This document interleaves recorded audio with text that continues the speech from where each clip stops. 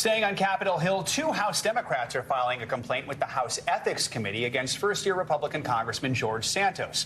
Weeks ago, Santos admitted to lying about parts of his resume. Yesterday, Representatives Dan Goldman and Richie Torres hand-delivered a copy of their notice to Santos's office. They're asking the committee to investigate Santos's financial disclosures.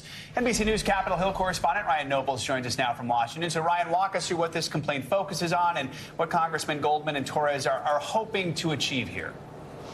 Well, let's be clear, Joe. More than anything, this was a photo op for the 2 congressmen. They want to bring as much attention as possible and pressure on House Republicans as it relates to the George Santos situation. But they do want the Ethics Committee to specifically look into the financial background of George Santos and how he was able to loan his campaign $700,000 after reporting having made only $50,000 just 2 years before. Listen to what the congressman said yesterday about their referral to the Ethics Committee. George Santos needs to be held accountable for his lies. We're not calling for a disciplinary action. We're calling for an investigation.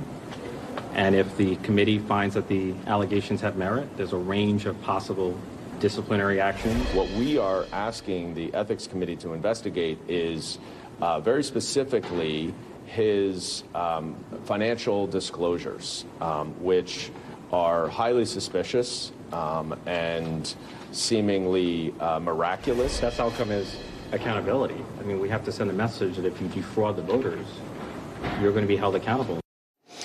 Now, for Santos's part, he's just simply not answering questions about this rising number of investigations into his background.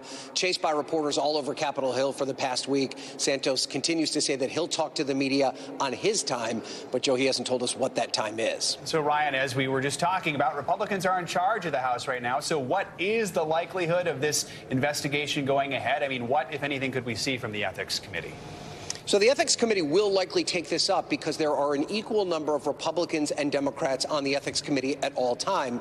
But the Ethics Committee does all their work behind closed doors, and it usually takes a long time for them to come to a conclusion. They do have a wide range of disciplinary actions at their disposal. It could be as simple as a censure, a slap on the wrist. It could be a fine. They could even recommend that Santos be removed from his seat in Congress. But that's going to take a long time to adjudicate. And in the meantime, Joe, he remains a member of Congress with all the voting rights of every other member of Congress. Ryan, you mentioned Santos isn't talking. There's lots of video of reporters chasing him around Capitol Hill without saying anything. But is he actually being supported by some of his fellow House Republicans?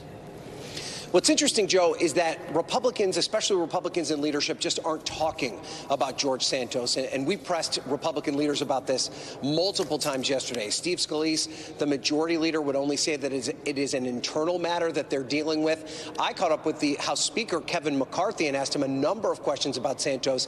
He said that he has yet to make a decision about the Santos situation, but he'll let us know when he does. It's important to keep in mind, Joe, that these Republican leaders are the only ones that have the authority to do anything right now about George Santos. One of the most likely scenarios is that they may prevent him from sitting on any committees before this issue is resolved. But at this point, Kevin McCarthy refuses to say what he plans to do. And it's also very unlikely that he presses for him to resign because he needs that Republican vote in the House of Representatives because he only has a 4-seat margin right now. Slim majority. All right, Ryan, thank you so much. Thanks for watching our YouTube channel. Follow today's top stories and breaking news by downloading the NBC News app.